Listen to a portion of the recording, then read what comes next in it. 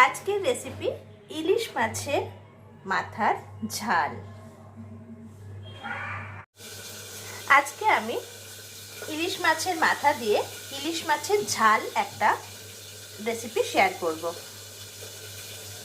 তার জন্য আমি ইলিশ মাছের মাথা ভেজে নিয়েছি।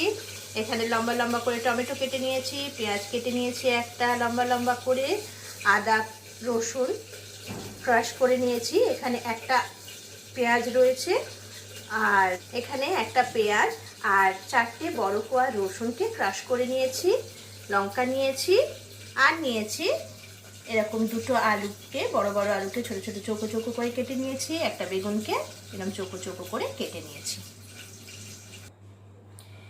এবার আমার মাছ ভাজার কড়াতে সর্ষের তেল দিয়ে আমি এই পেঁয়াজ আলু বেগুন সব ভাজা বসাবো।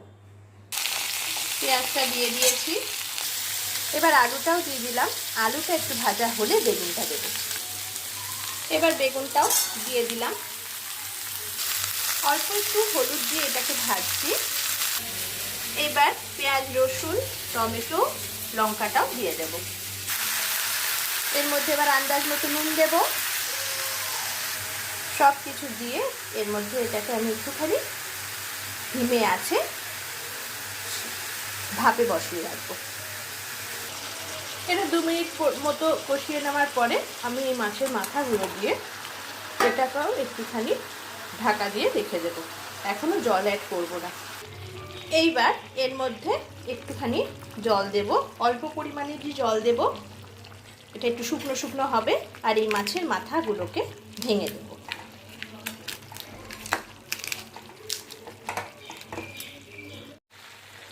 রান্নাটা এরকম মাখা মাখা হবে।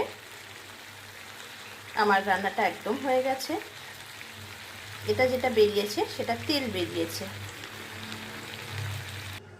ব্যাস, আমার ইলিশ মাছের মাথার রান্নাটা একদম হয়ে গেছে। আশা করি আপনাদের ভিডিওটি ভালো লেগেছে। ভালো লেগে থাকলে অবশ্যই বানিয়ে ফেলবেন, আর লাইক শেয়ার কমেন্ট করবেন।